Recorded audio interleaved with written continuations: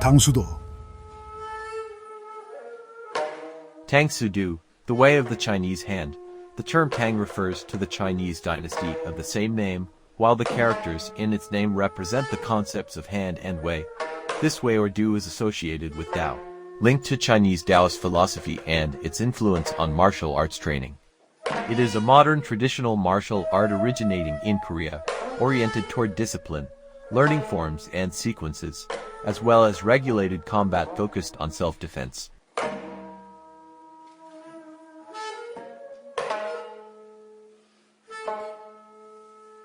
In the early days, the figures of Kuk Wen Lee and Huang Qi stand out. Kuk Wen Lee, a young upper-class Korean, studied in Tokyo, Japan, during his university years. There, he practiced Shotokan-style karate-do under the guidance of founder Gishin Funakoshi and his son Yoshitaka, achieving a third-degree black belt. Upon returning to Seoul, Korea, he developed his own version of the Shotokan style, known as Hand of Tang, and founded the Jungdukwan School, obtaining authorization from the Korean government to teach in 1943. On the other hand, one of his students, Master Huang Qi (1914–2002), also trained in traditional Chinese martial arts Kung Fu and delved into ancient texts on the Korean martial art of Subak in 1957. He incorporated principles of this discipline into Tang Soo Do and founded his own school, Mudukwan, on November 9, 1945.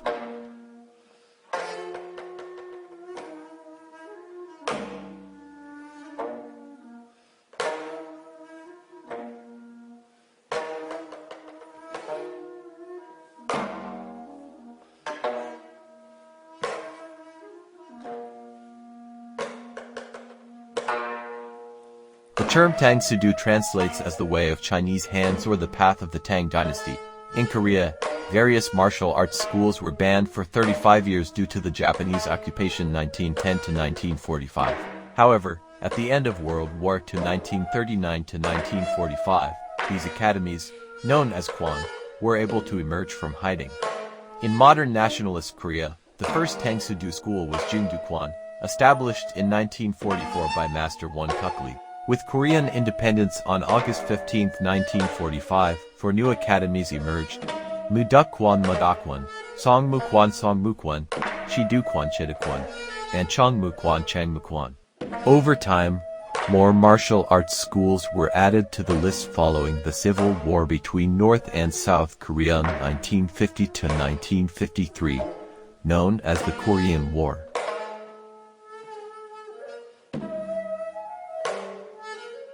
By December 1955, with the support of South Korean President Syngman Rhee, a meeting was held between the founders of the major martial arts academies. The purpose of this meeting was to unify the various schools and establish a name and structure for a new national martial art. However, it is important to note that the term Tang Soo Do has ties to China and, in turn, to the name used in Japan Tang Soo, which translates as Chinese hands or refers to the Tang dynasty. In Japanese, this concept is expressed by the term karate, which translates as empty hands.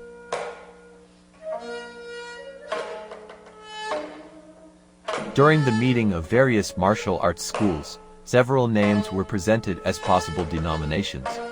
Among them, Taekwondo, a proposal by North Korean General Choi Han-hai, stood out. In 1961, the Korean Tang Soo Do Association was created. Meanwhile, the Mudukwan, led by Huang Qi, and Idokwan, led by Byung-Yun Kwei, chose to remain faithful to their traditions.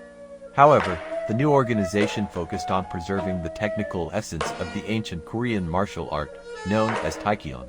Finally, in 1962, combat sports were introduced as a modality within the discipline.